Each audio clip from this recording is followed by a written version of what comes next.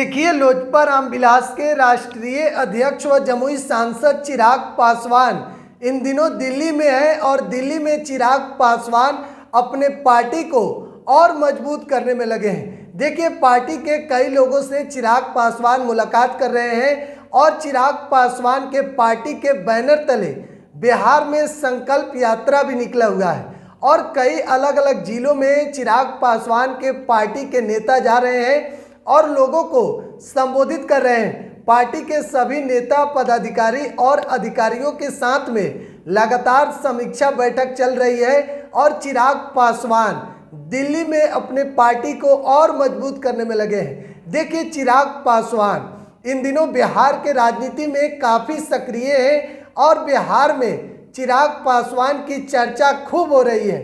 देखिए, युवा नेता हैं चिराग पासवान और जिस तरीके से चिराग पासवान के पार्टी का कद बढ़ रहा है बिहार में। देखिए, एनडीए में चिराग पासवान है। 2024 के लोकसभा चुनाव में चिराग पासवान के पार्टी को कितना सीट मिलेगा यह बात बाद में होगी, लेकिन उससे पहले आपको बता दें कि अगर एनडीए में जितने भी दल हैं यानी कि भाजपा, उपेंद्र कुशवाहा की पार्टी, जीतन राम मांझी की पार्टी, चिराग पासवान की पार्टी और उनके चाचा पशुपति पारस की पार्टी, भाजपा के बाद अगर सबसे ज़्यादा किसी को सीट मिल सकता है तो वो चिराग पासवान की ही पार्टी है, यानी कि लोजपा रामविलास को।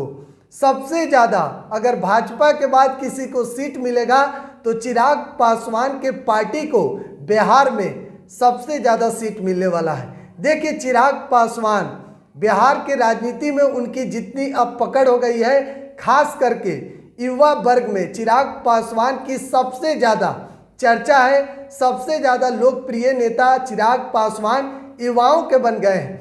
देखिए, चिराग पासवान बीते दिन संसद भवन में जिस तरीके से महिला आरक्षण बिल पास होने पर उन्होंने जिस तरीके से विपक्षी पर निशाना साधा, कहा यही लोग हैं जो अड़चन डाल रहे थे महिला आरक्षण बिल के खिलाफ।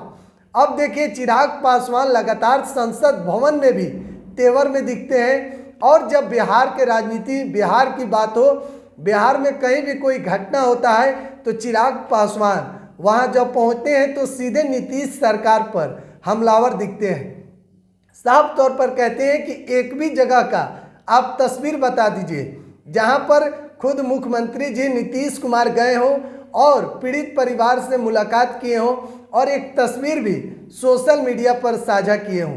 देखिए, चिराग पासवान बिहार के राजनीति में अलग अलग जगहों पर जाते हैं, अलग अलग जिलों में जाते हैं और पीड़ित परिवार से मुलाकात करते हैं। खास करके चिराग पासवान जिस तरीके से अब राजनीति में सक्रिय हैं, 2024 के होने वाले लोकसभा चुनाव में चिराग पासवान की जो एनडीए में भूमिका है वो बड़ी संख्या में भूमिका हो सकती है, बहुत बड़ा भूमिका हो सकता है चिराग पासवान का।